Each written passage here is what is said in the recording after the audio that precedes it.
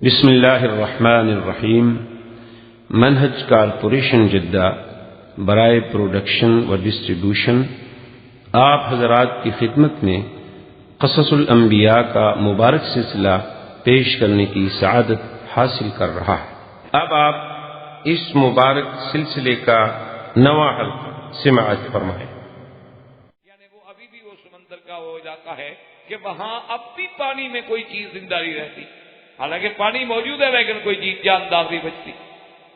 تو اب جناب اس علاقے میں قریہ ستوم تھا، اور یاد رکھیں کہ لفظ قریہ عام طور پر تو ہم کہتے ہیں بستی کو، لیکن قریے کا اطلاق جو ہے کبھی کبھی شہر پر بھی ہوتا ہے، مدینے پر بھی ہوتا ہے، مصر پر بھی ہوتا ہے، جیسے مکہ ام القریٰ۔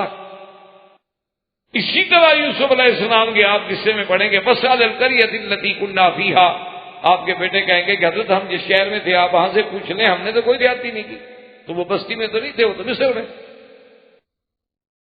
تو یہ قریہ ستوم جو ہے، اور بعض علماء لکھتے ہیں کتب سابقہ سے کہ یہ 5 بستیوں کا ایک مجموعہ تھا جس کو ستوم کہا جاتا تھا، اور اس دور میں بھی اس کی آبادی جو ہے صحیح روایات میں 1 لاکھ سے متجاوز تھی، بعض روایات میں تو 4 لاکھ بھی آئے، لیکن بہرحال صحیح روایات کا تقاضا یہ ہے کہ وہ 1 لاکھ سے زیادہ۔ اب جب فرشتے وہاں سے آئے تو راستے میں سیدنا لوط علیہ السلام کی بیٹی جو تھی وہ مسلمان تھی، وہ راستے میں ملی۔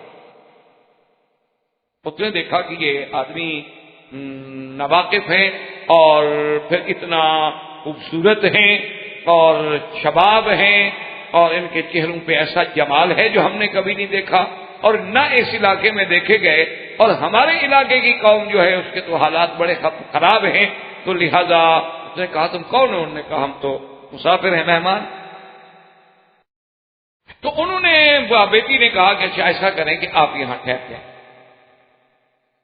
میں لڑکی ہوں، میں آپ کو ساتھ لے کے نہیں جا سکتی، لیکن میں ابھی جا کے اپنے والد کو بتاتی ہوں۔ تو وہ بیٹی بیچاری ڈر گئی کہ کہیں یہ بیچارے آئے اور ہماری قوم جو ہے وہ بہت بری ہے۔ تو لوط علیہ السلام کی قوم جو تھی نا جی، وہ انتہائی خباثت کی آخری حدوں کو چھو۔ اس لیے قرآن میں آپ دیکھیں نا، کسی قوم کے بارے میں اتنی مذمت کے لفظ نہیں آئے جتنی قوم لوط کے بارے میں آئے ہیں۔ کہیں قرآن کہتا ہے ظالمین، کہیں قرآن کہتا ہے مسرفین، کہیں قرآن کہتا ہے مجرمین، کہیں قرآن کہتا ہے معتدین، یعنی کوئی ایسا لفظ نہیں جو ان کے حق میں استعمال نہیں، اتنا یعنی وہ گندی قوم۔ اور اسی لیے قرآن مجید نے کئی مقام پہ ان کے بارے میں کہا ہے کہ ساری دنیا میں سب سے پہلے، اس لیے حضرت لوط علیہ السلام نے اپنی قوم سے مخاطب ہو کے کہا تھا نا کہ انکم لتاتون الفاحشۃ ما سبقکم بہا احد من العالمین، کہ ظالمو تم جو گناہ کرتے ہو نا، تم سے پہلے آج تک عالم میں کسی نے یہ گناہ سوچا ہی نہیں۔ اور اس قوم میں سب سے بڑی بیماری جو تھی نعوذ باللہ وہ لواطت کی تھی کہ وہ مردوں کے ساتھ بدفعلی کرتے۔ اچھا، اس کے ساتھ اور بھی عجیب حرکات۔ ایک بات ان میں یہ بھی تھی کہ راستے میں بیٹھ جاتے اور جو بندہ گزرتا اس پر استہزاء کرتے، ٹھٹھا کرتے، بقول کرتے، کسی پہ کنکری پھینکتے، کسی پہ پتھر پھینکتے، کسی کو چڑھاتے، یعنی مقصد ہے چھیڑتے۔ اور اسی طرح وَتَقْطَعُونَ السَّبِيلَ، اور چور بھی تھے، حرامی بھی تھے، ڈاکہ بھی مار لیتے، راستے میں جاتے ہوئے مسافر کو لوٹ بھی لیتے۔ اور دوسرا علماء نے لکھا ہے ان میں یہ بھی خباثت تھی کہ ان کے لباس جو ہے نا وہ عورتوں والا پہنتے، مرد ہو کے عورتوں والے کپڑے پہنتے۔ اور وَتَأْتُونَ فِي نَادِيكُمُ الْمُنْكَرَ، اور ایسے بدبخت تھے کہ اپنے جو ان کی مجلسیں تھیں یا ان کے ہال تھے، بیٹھنے کی جگہ تھی، سب بیٹھے ہوئے ہیں اور ایک دوسرے کے سامنے برائی کر رہے ہیں۔ حتیٰ کہ کتنی گراوٹ کی بات ہے کہ یعنی مفسرین نے لکھا ہے کہ وہ ایسے بدبخت تھے کہ مجلس میں بیٹھ گئے، ایسے سینکڑوں آدمی اکٹھے بیٹھے ہوئے مقابلہ کرتے تھے کہ اچھا جی نیچے سے ہوا نکالنے میں، پد مارنے میں مقابلہ کرتے ہیں کون زیادہ مارتا ہے۔ اب یہ دیکھیں قوم اور سب سے بڑی افحش الفاحشہ جو تھی، سب سے بڑا گناہ جو تھا وہ یہ تھا کہ تعتون الذکران، وہ لڑکوں کے ساتھ، مردوں کے ساتھ ایک دوسرے کے ساتھ بدفعلی کرتے۔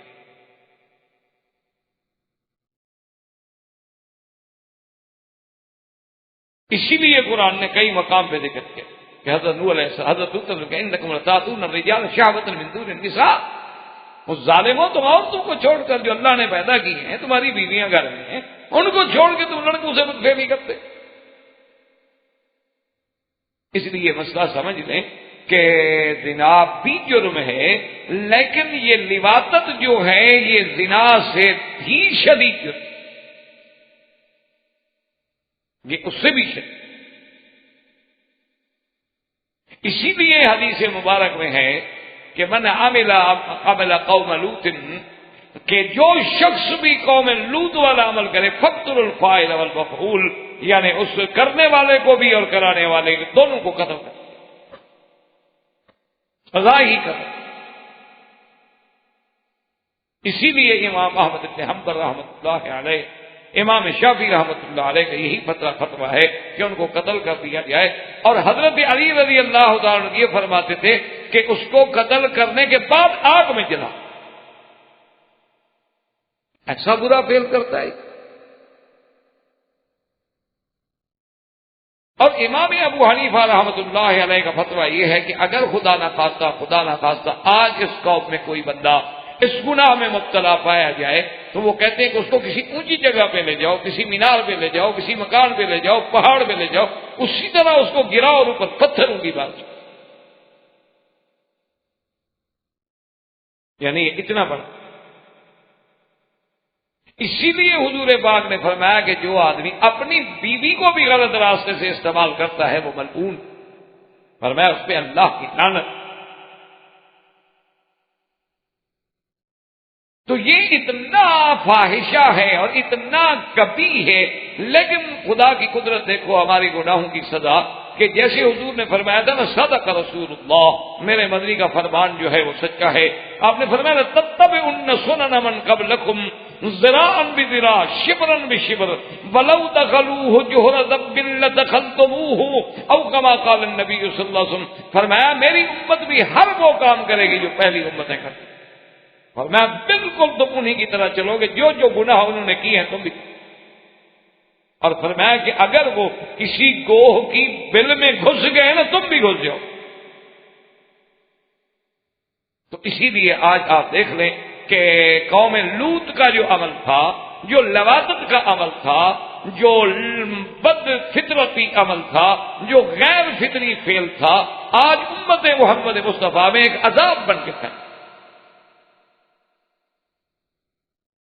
ایک عذاب ہے۔ نہ مدرسے محفوظ ہیں، نہ سکول محفوظ ہیں، نہ یونیورسٹیاں محفوظ ہیں، اور اب مزید اس دور کے الیکٹرانک میڈیا نے جو انسانوں کو حیوانی سیکس میں مبتلا کیا ہے، اب جناب نہ گھر محفوظ ہیں نہ بیویاں محفوظ ہیں۔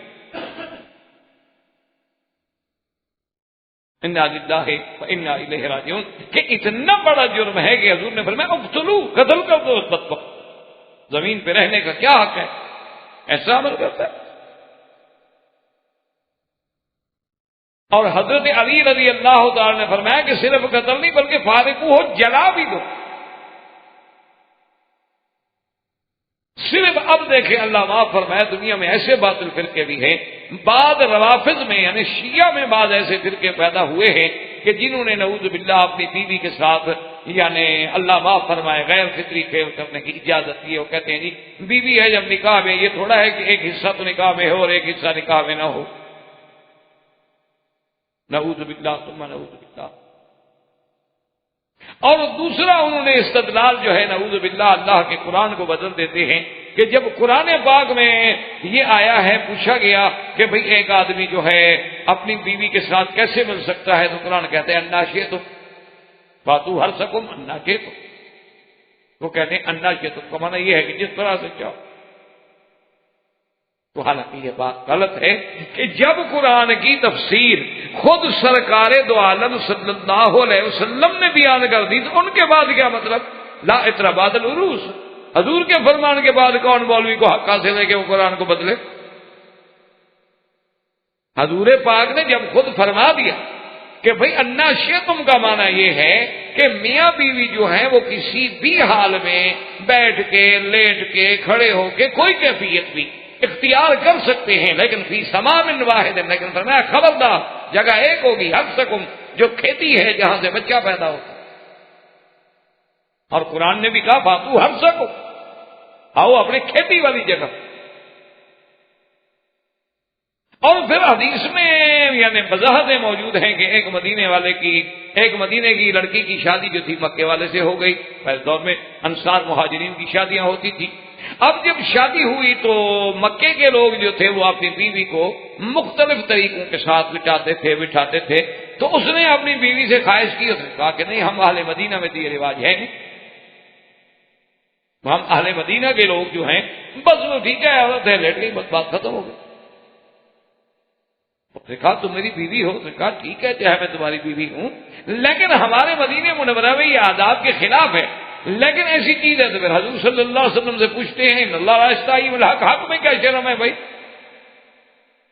لیکن آج اگر کوئی مولوی مسئلہ بیان کرتے ہیں، لوگ کہتے ہیں دیکھو جی یہ عجیب بات ہے، کیسی مسئلے بیان کر رہے ہیں۔ وجہ کیا ہے کہ آج ہمیں حق سے تو شرم آتا ہے، لیکن ظلم اور گناہ سے شرم نہیں آتا۔ یعنی آپ یقین کریں، اللہ معاف فرمائے، آج بھی اگر آپ یعنی سفر کر رہے ہوں، اپنی بیوی ساتھ ہو، مدینہ جا رہے ہوں، تو آپ کبھی جرت کر کے بیوی سے نہیں کہیں گے کہ یار میری جذبات ہیں یا خواہش ہو رہی ہے، کبھی نہیں کہیں گے۔ خواہش ہو بھی آپ نہیں کہیں گے کہ یار بیوی کیا کہے گی، ایسا بیوقوف آدمی ہے، مدینے جائیں گے، چلو مکان ہے، ہوٹل ہے، کمرہ ہے، لیں گے، دیکھا جائے گا، یہ کیا راستے میں کہتا ہے مجھے خواہش ہو رہی ہے، حالانکہ اس کی بیوی حق ہے۔ اللہ کے نبی نے اگر اپنی بیویوں کو مزدلفہ سے رات کو بھیج دیا بھی، اور بیویاں کہتی ہیں کہ ہم نے جلدی جلدی رات میں پہنچ کے صبح عین طلوع فجر کے ساتھ کنکریاں مار کے قربانی کر کے احلال کرا لیا کہ پتہ نہیں حضور ہمیں بلا لیں تو ہم کیا کریں گے۔ حلال تو حلال ہے، اس میں کیا شرم ہے؟ لیکن خدا نہ کرے اگر کسی آدمی کو راستے میں ایسے کوئی نوجوان لڑکی مل جائے تو کوئی بھی شرم نہیں کرے گا۔ یعنی ہمیں حرام سے شرم نہیں ہے، حلال سے شرم ہے۔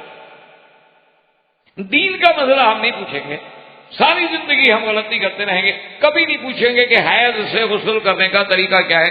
آج آپ جا کے گھر میں تسلی کر لیں کہ ان کو آتا ہے، اور اگر نہیں آتا تو پھر غسل صحیح نہیں ہوا تو پاکی صحیح کیسے ہوئی؟ آج آپ یقین فرمائیں بغیر کسی اعتراض کے، یعنی یہ نہیں کہ آپ پہ میں اعتراض کر رہا ہوں، میرا بھی گھر ایسے ہو سکتا ہے، آپ اپنی بیوی سے پوچھیں کہ غسل کے فرائض کتنی ہیں، واجبات کتنی ہیں، سنتیں کتنی، اگر وہ آپ کو بتا دیں نا تو اگلے درس میں انشاءاللہ مٹھائی دوں گا میں آپ کو، مٹھائی میرے دن میں سب کو۔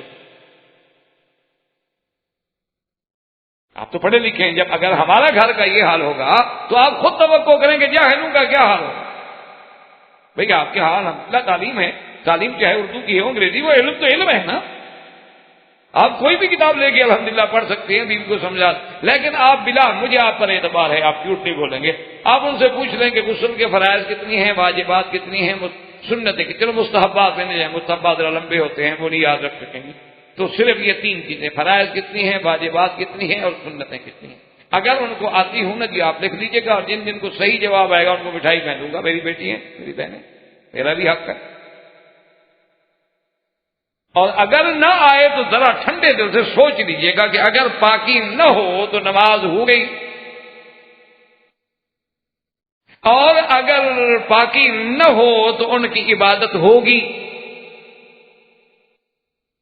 یہ معمولی مسئلہ نہیں ہے، یہ اہمیت والے مسائل، تو اس لیے ہمیشہ یاد رکھیں کہ اللہ تبارک و تعالیٰ کے دین میں ایسی چیزوں کا کوئی شرم نہیں۔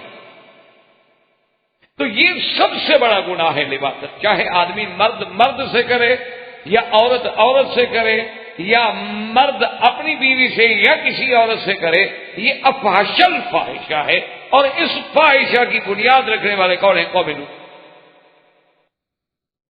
اب حضرت لوط علیہ السلام آئے، انہوں نے آگے دیکھا مہمان ہیں، ملے، پوچھا السلام علیکم، کون نے کہا جی مہمان ہیں، نے کہا اچھا مہمان ہوں، اب لوط علیہ السلام کہتے ہیں کہ میں یہ کہہ بھی نہیں سکتا کہ مہمان ہیں میرے پاس نہ ہو، مہمانوں کو کون روکے؟ اور پھر قوم سے بھی خوف ہے کہ میری قوم کا تو یہ حال ہے۔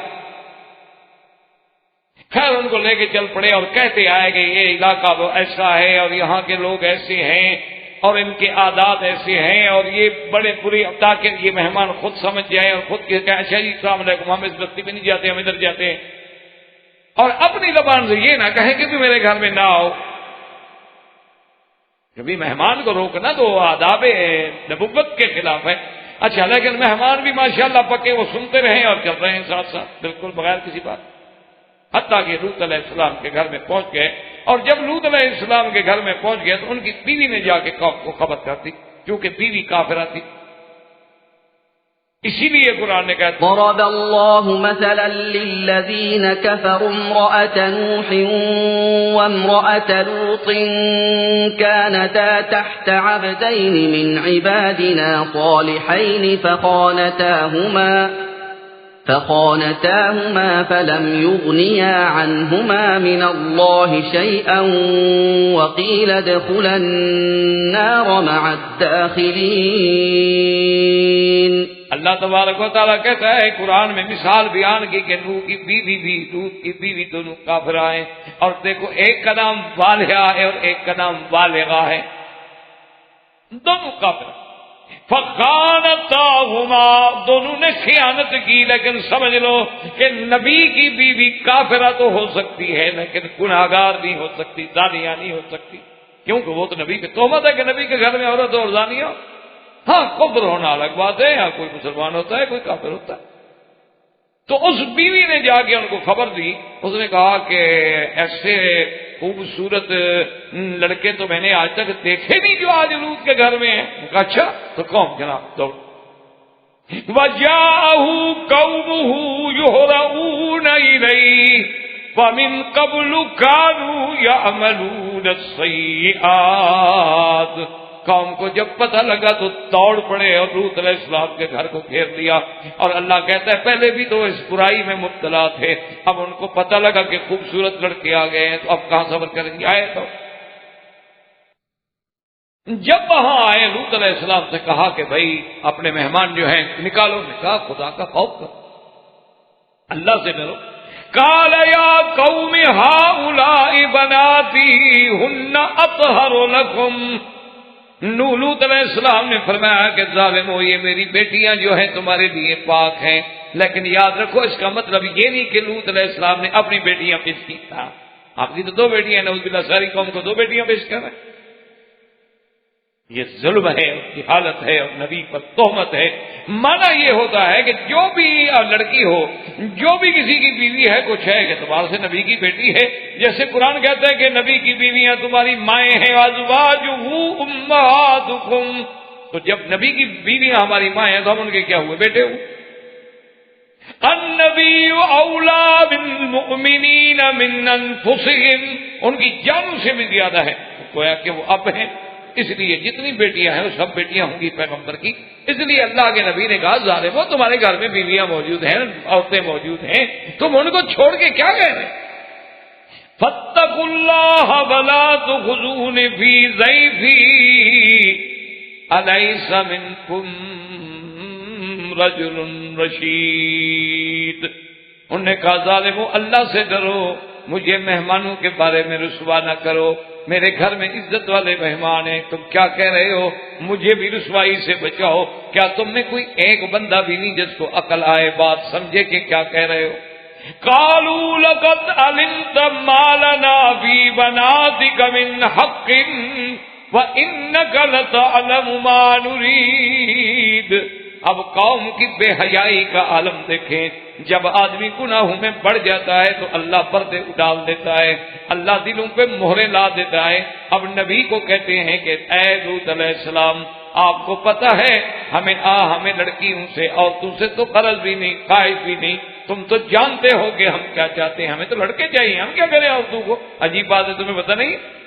اور دوسری جگہ قرآن کہتے ہیں اولم ننہک، ہم نے پہلے نہیں کہا تھا کہ لوگوں کو گھر میں نہ لایا کرو، مہمان نہ بنایا کرو، تم نے ہماری بات نہیں مانی، لے آئے ہو تو اب تو ہمیں مہمان دینے پڑے۔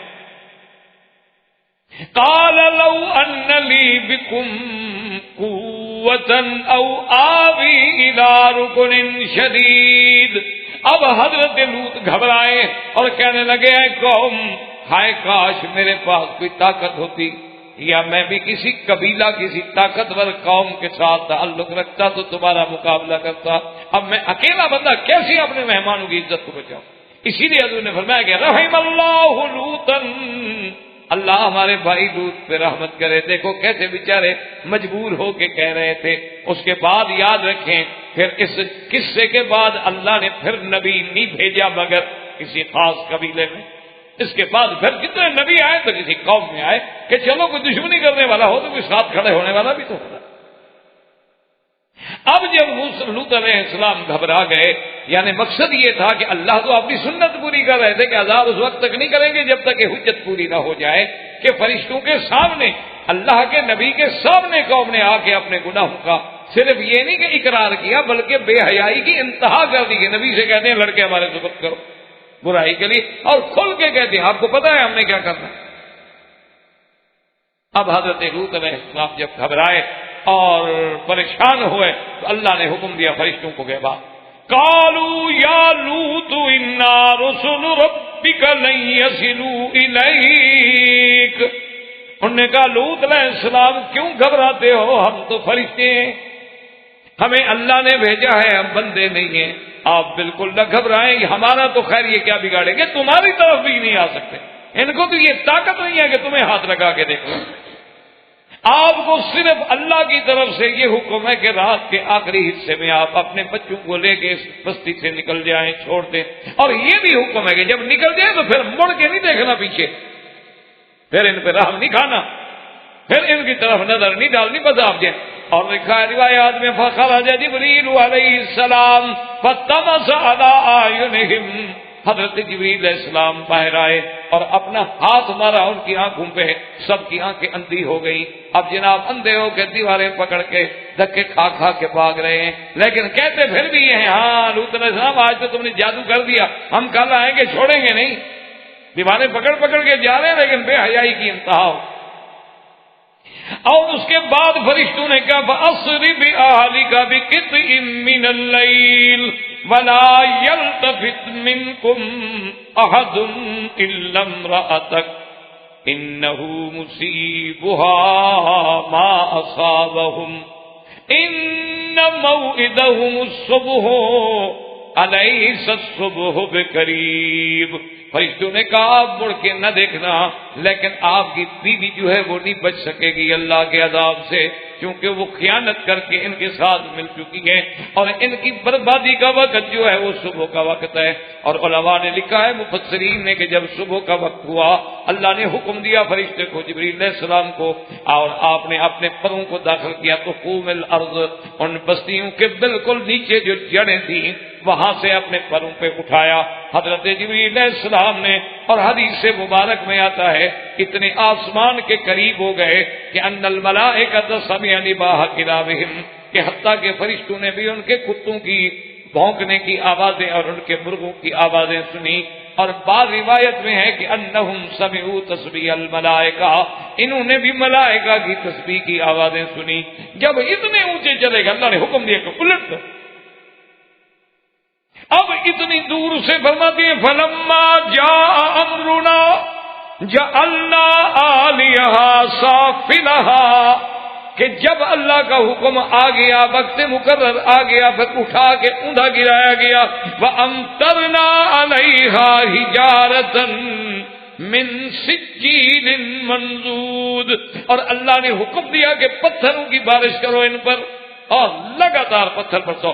مُصَوَّمَةً عِندَ رَبِّكَ، اور ہر پتھر پہ نشانی ہے، ہر پتھر پہ نام لکھا ہوا ہے کہ یہ فلاں پہ لگنا ہے، فلاں پہ پہنچنا ہے. وَمَا هِيَ مِنَ الظَّالِمِينَ بِبَعِيدٍ. اور دوسری جگہ قرآن کہتا ہے وَأَمْطَرْنَا عَلَيْهِمْ مَطَرًا فَسَاءَ مَطَرُ الْمُنذَرِينَ. اللہ پاک نے فرمایا کہ پھر ہم نے حکم دیا کہ ان پہ پتھروں کی برسات کر دو. اللہ پاک فرماتے ہیں میرا محبوب دیکھو کہ پھر ان پہ کیسی ہلاکت کے پتھر برسے. اور تیسری جگہ قرآن کہتا ہے فذوقوا عذابی، اللہ نے حکم دیا چکھو اب میرا عذاب. اب اللہ نے مختلف صورتوں میں ان کا ذکر کیا ہے، تو نتیجہ یہ نکلا کہ پوری کی پوری قوم لوط جو تھی وہ برباد تباہ کر دی گئی، ایک بندہ بھی ان سے باقی نہیں. اچھا اسی طرح دیکھیں خدا کی قدرت، اللہ کے قرآن کی حکمتیں. قرآن کہتے ہیں کہ اللہ نے ان کو عذاب کیسا دیا کہ جعلنا عالیہا سافلہا، اس کو کہتے ہیں عذاب من جنس العمل، کہ جیسے وہ لڑکوں کو الٹا کرتے تھے وہی عذاب اللہ نے دیا کہ اوپر لے جا کے گردن کے بل گرا کے الٹا کر کے مارا، کہ جیسے تم نے گناہوں میں حرکت کی ہے اسی طرح ہم تمہیں عذاب. اسی لیے ہے کہ جیسے کوئی گناہ کرتا ہے تو پھر اسی قسم کا عذاب دیا جاتا ہے. جیسے حدیثوں میں آتا ہے کہ کوئی عالم اگر آدمی حق نہ کہے تو پھر ان کو سب سے پہلے لگام جہنم میں دی جائے گی، کیونکہ اس نے اپنی زبان کو حق کے لیے استعمال نہیں کیا. اسی لیے یعنی جیسا جیسا کہ اس نے عمل کیا ہے اسی طرح کی سزائیں دی جا رہی ہیں، کیونکہ ان کے گناہ کا طریقہ یہ تھا، ان کے بربادی کا اعمال کا طریقہ یہ تھا، تو اللہ نے ان پر عذاب بھی ایسا کیا. اور وہ عذاب جو ہے دوسری جگہ قرآن کہتے ہیں کہ ان فی ذالک لآیہ، ایسے واقعات میں نشانیاں ہیں، عبرتیں ہیں، موعظتیں ہیں کہ جب تم وہاں سے گزرو تو نصیحت پکڑو کہ یہ وہ جگہ ہے جہاں عذاب آیا تھا، اور یہ واقعات دیکھو کہ ان پہ کیوں عذاب آیا. اگر آج وہی کام ہم کریں گے وہی عذاب ہم پہ بھی آ جائیں گے، اور اگر ہم ان کاموں سے بچیں گے تو ہم بھی اللہ تبارک و تعالیٰ کے عذابوں سے محفوظ ہو جائیں گے. وآخر دعوانا الحمدللہ رب العالمین. برادران اسلام، واجب الاحترام دوستو، بزرگوں، بھائیوں، عزیز نوجوان، قصص الانبیاء علیہم الصلاۃ والسلام کے دروس کے سلسلے میں ہم نے سابقہ درس میں سیدنا لوط علیہ السلام اور ان کی قوم کے بارے میں پڑھا تھا کہ قوم نے کس قدر فسق، فجور اور پیغمبر کے سامنے گستاخی، حدود سے گزر جانا، ایک غیر فطری فعل میں مبتلا ہو کر پورے عالم میں فساد کا ذریعہ بننا، اور اس کے بعد پھر اللہ تبارک و تعالیٰ کا عذاب اور اللہ کی پکڑ، کہ اللہ نے ان کو عذاب بھی ایسا دیا جس کی کوئی مثال، کہ جبریل علیہ السلام نے ان کے تمام بستیوں کو اپنے پروں پہ اٹھایا اور آسمانوں کے قریب لے جا کے الٹ دیا، اور اس پر پھر یعنی ایسے پتھر مسبمتاً گویا ہر آدمی کا اس پہ علامت اور نام لکھا وہ پتھر بنتا ہے. تو ان قصوں میں، ان واقعات میں ہمارے لیے ایک سبق ہوتا ہے، عبرت. ایک تو ہمیں یہ سبق ملتا ہے کہ اللہ نے کسی قوم کو بطور کافر ہونے کے کبھی برباد نہیں کیا. کافر ہے تو ٹھیک ہے، لیکن جب کفر کے ساتھ ظلم اور جرائم کا ارتکاب ہو تو پھر اللہ کا عذاب آتا. تو یہ اللہ کی دنیا ہے، مخلوق ہے، زمین ہے، اس میں کافر بھی رہیں گے، مسلمان بھی رہیں گے. ہوائیں چلیں گی، آپ کو بھی لگتی ہیں، کافروں کو بھی لگتی ہے. پانی برستا ہے، آپ کی زمین میں بھی برستا ہے اور ہندو کی زمین میں بھی برستا ہے. کیوں؟ وہ تو مخلوق ہے. اللہ مخلوق تو مخلوق ہوتی ہے، لیکن جب کفر کے ساتھ آدمی کافر ہونے کے ساتھ ساتھ ظالم بن جائے، مجرم بن جائے، پھر اللہ کا سنت اللہ ہے کہ پھر اللہ اپنے عذاب میں پکڑ پھر معاف. اور ساتھ ہمیں یہ سبق بھی ملا کہ لوط علیہ السلام نبی کی بیوی ہے، لیکن جب عذاب آیا تو وہ بھی نہ بچی، کیونکہ وہ ان جرائم میں ان کی معاون تھی اور خیانت کرتی تھی، کافرہ تھی. تو اللہ کی پکڑ جب آئی تو نوح علیہ السلام یا لوط علیہ السلام اپنی بیوی کو بھی نہ چھڑا سکے. تو یہ بھی ہمیں سبق ملا کہ جب اللہ کے عذاب آتے ہیں تو اللہ کے سوا پھر کوئی چھڑا نہیں. اور اسی طرح ان قصوں میں قصص الانبیاء ہمارے لیے بھی اور سب سے زیادہ سرکار دو عالم سیدنا محمد رسول اللہ صلی اللہ علیہ وسلم کے دل کے لیے تسلی ہوتی ہے کہ میرے محبوب آپ نہ گھبرائیں، پہلے بھی قومیں ایسا کرتی۔ یہ کوئی ایسی چیز نہیں ہے کہ جو نئی پیدا ہوئی ہو، بلکہ پہلی امتیں جو گزری ہیں اور پہلی قومیں جو گزری ہیں انہوں نے بھی ایسے ایسے جرائم کا ارتکاب کیا، تو آپ غم نہ کریں، جیسے اور پیغمبروں نے صبر کیا آپ بھی صبر۔ اور اس میں اس بات رسالت محمد مصطفیٰ صلی اللہ علیہ وسلم بھی ہوتا ہے کہ بھی حضور مکے میں رہنے والے، مکے میں پیدا ہوئے، کوئی یونیورسٹی نہیں، کوئی مواصلات کا ذریعہ نہیں، کوئی ہاتف نہیں، کوئی سیٹلائٹ نہیں، اور آپ خبر دیتے ہیں کبھی ہمیں قوم نوح علیہ السلام کی، اور کبھی قوم عاد کی، اور کبھی قوم سمود کی، اور کبھی قوم لوط کی، اور کبھی قصہ یوسف کی، تو یہ دلیل ہے کہ بھی اللہ نے آپ کو خبر دیا اور تو کوئی ذریعہ ہے نہیں۔ اور اس میں اور جو پیدا ہوتا ہے وہ یہ بھی ہے کہ کیا حضور صلی اللہ علیہ وسلم جو ہمیں قصہ سنایا ہے مثلا لوط علیہ السلام کا یا یوسف علیہ السلام کا، آج 1400 سال کے بعد دنیا کی کوئی طاقت اس میں کوئی ایک بھی جھوٹی بات پکڑ سکی کہ جی یہ بات غلط؟ اس سے دلیل ثابت ہوتے کہ نا جی ایک آدمی حضور کو نبی نہیں مانتا، ہم تو نبی مانتے ہیں، غلام ہیں، ہمارے لیے تو حضور پاک کا حکم ہے، حکم خدا ہے۔ لیکن اگر کوئی آدمی حضور کی نبوت کا قائل نہیں تو اس سے تو یہ حق پہنچتا ہے کہ بھئی وہ چیلنج کرتے ہیں ہم اسے کہ بھئی حضور پاک نے جو خبر دی ہے نوح علیہ السلام کے بارے میں بتلاؤ وہ غلط تھی۔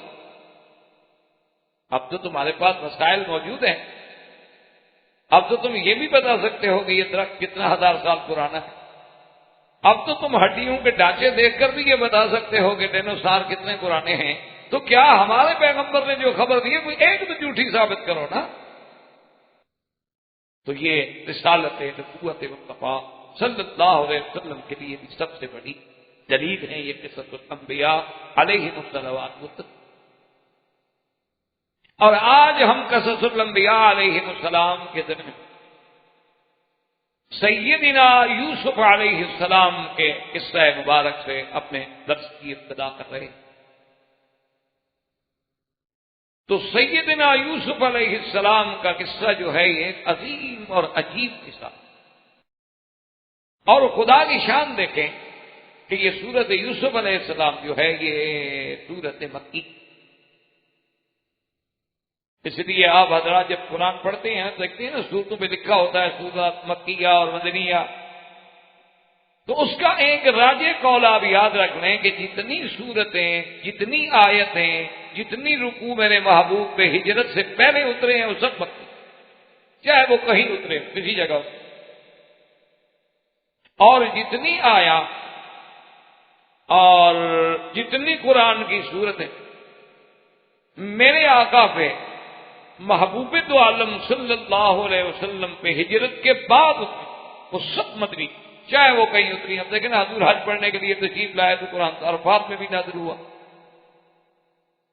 مینا میں بھی آیات اتری، جب حضور صلی اللہ علیہ وسلم عمرے کے لیے تشریف لا رہے تھے حدیبیہ میں بھی اتری، راستے میں جاتے ہوئے بھی اتری، لیکن وہ سب مدنی کہلاتی ہیں کیونکہ وہ ہجرت کے بعد ہیں، اور حضور کی ہجرت کے بعد کی زندگی ہی مدنی زندگی، تو اس لیے یاد رکھیں کہ یہ سورت یوسف علیہ السلام جو ہے یہ سورت مکی،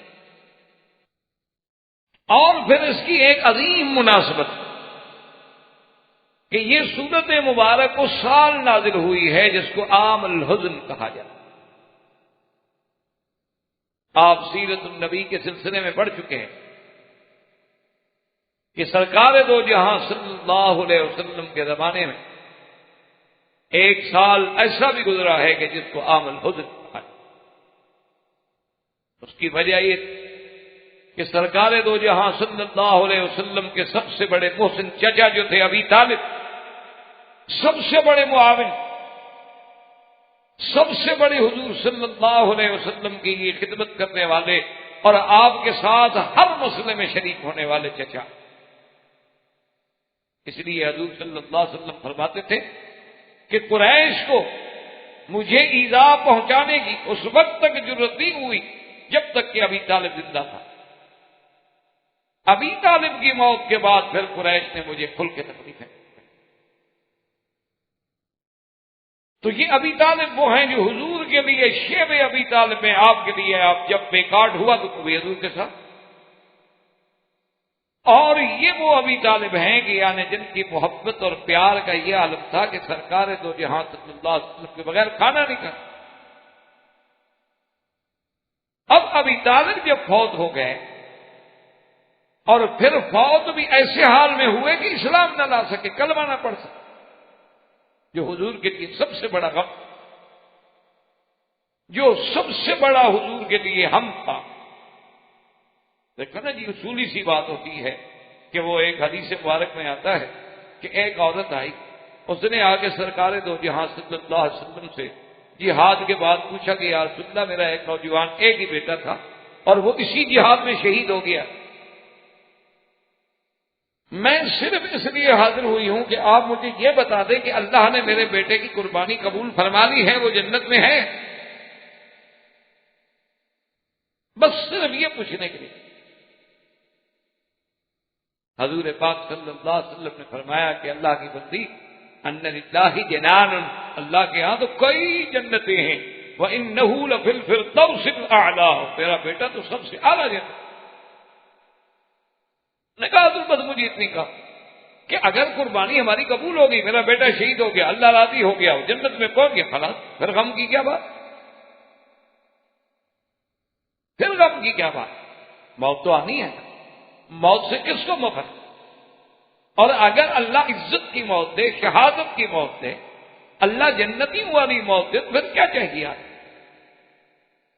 اسی لیے حضرت بلال رضی اللہ تعالیٰ عنہ کہ جب موت کی گھڑی آئی تو ایک ساتھی نے کہا کہ بھئی آپ تو بڑے خوش نظر آ رہے ہیں، حالانکہ یہ آپ کا تو بڑا آخر وقت ہے، اور میں غدن نلقت احبا، ہم کیوں اداس ہوں، کل ہم اپنے دوستوں کے پاس، اپنے محبوب کے پاس جا رہے ہیں، خوش ہونے کا وقت ہے بڑا رونے کا وقت۔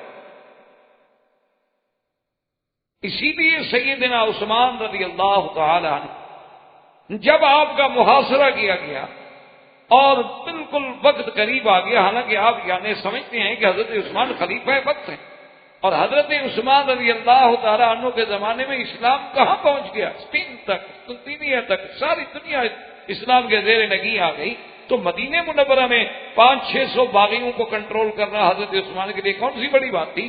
یعنی اگر آپ یقین فرمائیں، آج بھی تاریخ اٹھا کے دیکھ لیں کہ ان کا زیادہ سے زیادہ عدد جو ہے وہ 600 سے نہیں بڑھتا، اور 600 کے 600 سارے مدینے میں بھی موجود نہیں تھے۔ یعنی اگر حضرت عثمان حکم دیتے بحیثیت خلیفہ، مسلمانوں نے مدینہ منورہ کو اور مدینہ منورہ کی اپنی فوج کو، یہ باہر تھی جو اندر تھی، ان کی تو بوٹی بھی نہ ملتی، ان کا تو کوئی بال بھی نہ ملتا، لیکن حضرت عثمان رضی اللہ تعالی عنہ نے جب صحابہ نے کہا، حضرت علی نے پیغام بھیجا، تو انہوں نے کہا کہ کیا بات، مجھے تو حضور نے خبر دی تھی کہ میں نے شہید ہونا ہے، اور میں نے خواب میں دیکھا ہے حضور فرماتے ہیں عثمان ہم تمہارا انتظار کر رہے ہیں، تو لڑنے کی کیا ضرورت ہے، مقابلے کی کیا ضرورت ہے، میں اپنی جان دینا چاہتا ہوں، لیکن حضور کے شہر میں محمد مدنی کے مدینے میں خون بہانا نہیں چاہتا کہ میری وجہ سے قتال ہو جائے، زیادہ سے زیادہ باغی مجھے مارنا چاہتے ہیں، مجھے شہید کر سکے، بس ختم ہو جائے گی۔ اس لیے اصل بات تو یہ ہے کہ اگر ابی طالب کی موت اسلام پہ آ جاتی تو حضور کبھی غمگین نہ، اس لیے سرکار دو عالم صلی اللہ علیہ وسلم جب ابی طالب کے پاس بیٹھے اور نصیحت کی اور فرمایا کہ یا اب کل کلمۃ احاج بہا عند اللہ، آپ ایک دفعہ تو کلمہ پڑھ لیں نا، مجھے اللہ کے آگے حجت کرنے والا تو بنا دیں، میں کہہ تو سکوں کہ میرا چاچا کلمہ پڑھ کے فوت ہوا ہے۔ انہوں نے کہا کہ یا ابن عمی یا محمد صلی اللہ علیہ وسلم، میرے بھتیجے میں چاہتا ہوں کہ روائنک تمہاری آنکھوں کو ٹھنڈا کر دوں، لیکن یہ قریش، یہ سرداران نے قوم ساری زندگی یہ تانا دیتے رہیں گے کہ ابھی طالب برتے وقت ڈر گیا تھا اس لیے مسلمان ہو گیا، میں آر نہیں برداشت کر سکتا، میں تانا برداشت نہیں کر سکتا، اگر آگے نار لکھی ہے تو پھر اللہ کی بات۔ اس لیے حضور اٹھے اور حضور پہ حد غمگین تھے، جس پہ اللہ نے قرآن نازل فرمایا کہ انک لا تہدی من احببت ولکن اللہ یہدی من یشاء، محمد مدنی صلی اللہ علیہ وسلم ہدایت ہمارے ہاتھ میں ہے. یہ تو نہیں کہ جس کو آپ چاہیں ہدایت دے دیں، یہ تو اللہ کی مرضی ہے جس کو چاہیں. تو اس لیے جب ابی طالب فوت ہوئے تو یہ عام الحزن بن گیا حضور صلی اللہ علیہ وسلم کے لیے سب سے بڑا پہاڑ. اچھا، اور خدا کی شان دیکھیں کہ 3 دن کے بعد بھی خدیجہ فوت، یعنی ابی طالب کی موت کے فوراً بعد 3 دن نہیں گزرے کہ سیدہ خدیجہ کبریٰ رضی اللہ تعالیٰ عنہا وفات پا گئی. اور سیدہ خدیجہ کی وفات جو ہے وہ اتنا عظیم بات ہے کہ وہ تو محسنہ اسلام ہے. سیدہ خدیجہ کبریٰ رضی اللہ تعالیٰ عنہ محسنہ محمد مصطفیٰ ہے. اسی لیے ایک دفعہ جب بی بی عائشہ نے تھوڑا اپنے محبت میں آ کے ذرا سخت لفظ بھی حضور کے سامنے عرض کر دیے کہ یا رسول اللہ، آپ ہر وقت خدیجہ کی بات یاد فرماتے رہتے ہیں، ہاکذا قالت خدیجہ وہاکذا عملت خدیجہ وہاکذا فعلت خدیجہ، خدیجہ خدیجہ. یا رسول اللہ کہ کیا ایک بوڑھی عورت تھی اور 2 شادیاں پہلے اس کی ہو چکی تھی اور 40 سال کی عمر تھی جب آپ سے شادی ہوئی اور پھر وہ فوت بھی ہو گئی. اب آپ ہر وقت اسے یاد فرماتے رہتے ہیں. تو یہ ہمارے لیے تو بڑی بات ہے نا، اس وقت کے لیے تو بڑا مسئلہ ہے نا کہ اس کے سامنے بیٹھ کے اس کا محبوب جو ہے دوسری بیوی کو یاد کرے. حضور پاک کا چہرہ مبارک سرخ ہو گیا. فرمایا عائشہ تمہیں پتہ ہے کیا کہہ رہی ہو؟ کیا کہہ رہی ہو؟ تم سب کی کیا حیثیت؟ تم سب نے تو میرا ساتھ اس وقت دیا ہے جب اسلام کو اللہ نے عزت دے دی اور غلبہ دے دیا، اور خدیجہ نے تو میرا ساتھ اس وقت دیا ہے جب اللہ کے سوا محمد مصطفیٰ کا کوئی نہیں تھا. کیا کرتے ہو؟ خدیجہ کا مقابلہ کر سکتے؟ سیدہ خدیجہ کبریٰ نے تو میرا ساتھ اس وقت دیا، مالی طور پہ، جانی طور پہ ہر قربانی دی ہے کہ جب اللہ کے نبی کے ساتھ کوئی بھی نہیں مکے میں، تو خدیجہ کا کیا مقابلہ؟ اسی لیے سرکار دو جہاں نے فرمایا کہ کامل من الرجال کثیرون، فرمایا کہ مردوں میں تو اللہ نے بڑے لوگ بھیجے نا، بڑے کامل بھیجے، نبی بھیجے، رسول بھیجے، پیغمبر بھیجے، اولیاء اللہ آئے. اور ولم یکمل من النساء الا 4، لیکن عورتوں میں تو صرف 4 عورتیں ہیں جن کو یہ کہا جا سکتا ہے کہ وہ بھی کامل تھی، ورنہ مردوں میں تو لاکھوں. اور وہ عورتیں کون تھی؟ فرمایا آسیہ زوجۃ فرعون، مریم ام عیسیٰ علیہ السلام، سیدہ خدیجہ الکبریٰ و سیدہ فاطمہ الزہراء رضوان اللہ علیہن اجمعین. حضور نے فرمایا لاکھوں رجال پیدا ہوئے، لیکن عورتوں میں اگر کوئی کمال کو پہنچا ہے تو یہ 4 عورتیں ہیں، اور ان میں بھی سیدہ خدیجہ الکبریٰ. اسی لیے علماء نے لکھا ہے کہ اگر دیکھا جائے تو عورتوں میں سمجھ والی عورتیں بہت ہی کم گزری. ان نے فرمایا کہ ایک تو ان میں سیدہ خدیجہ کہ جس نے 25 سال کی عمر میں ہیں ابھی حضور صلی اللہ علیہ وسلم، ابھی تو نبوت نہیں ملی، نبوت تو 40 سال میں ملی. 25 سال کی عمر میں حضور کو دیکھا اور دل میں بات سمجھ لی، بٹھا لی کہ آپ کی کوئی شان ہے. 25 سال کی عمر ہے، ابھی آپ کو نبوت نہیں ملی، اعلان نبوت نہیں ہوا، اور حضور کا عین عنفوان شباب ہے. اور دیکھیں عورت ہو کے کتنی سمجھداری سے کام لیا، کتنی پلاننگ کی. آدمی بھیجا کہ حضور سارے مکے والے تجارت کرتے ہیں، آپ تجارت کیوں نہیں؟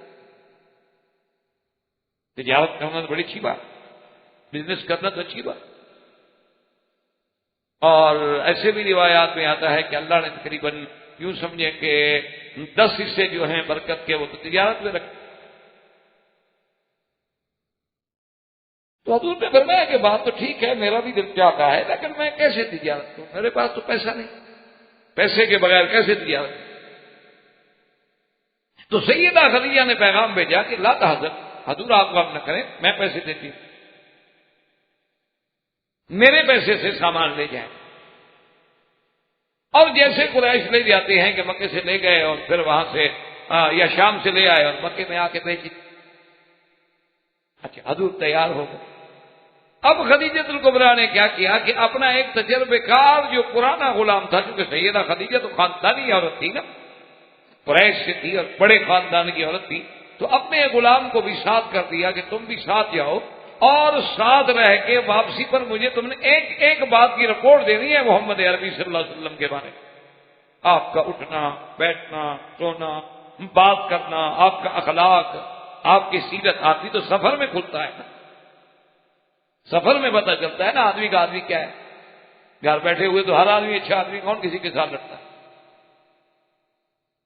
اور جناب بہرحال جب وہ واپس آیا اس نے ساری رپورٹ سنی، اور رپورٹ سننے کے بعد جو ہے ایک عورت کو بلایا اور کہا کہ میری کسی طرح شادی کرا دو حضور کے ساتھ۔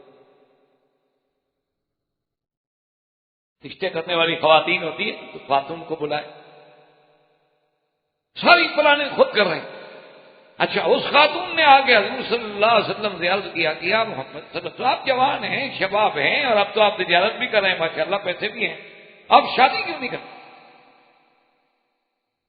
آپ نے فرمایا تمہیں پتہ ہے کہ میرے والد فوت ہو گئے، والدہ فوت ہو گئی، میرے دادا عبد المطلب فوت ہو گئے، میرے محسن چچا جو تھے ابی طالب وہ بوڑھے ہو گئے، تو اب میں کیسے؟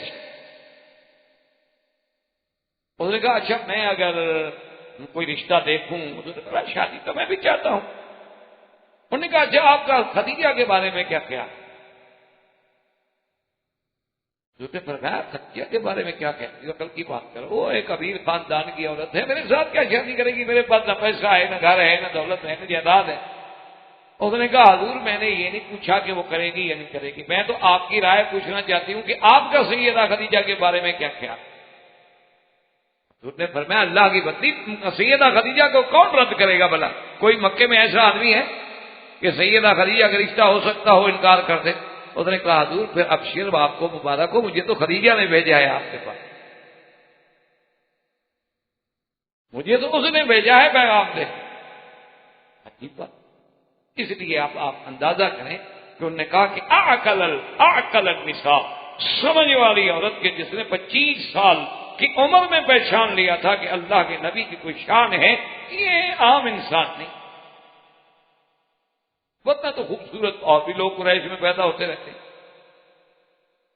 اور اسی طرح حضرت شعیب علیہ السلام کی بیٹی وہ بھی اعقل النساء میں تھی کہ جس نے حضرت موسیٰ علیہ السلام کو جب دیکھا تو اپنے ابا سے کہا کہ یا ابا استاجر، ابا جان آپ اسی آدمی کو رکھ لیں اپنے پاس، کیونکہ یہ آدمی بہت اچھا ہے۔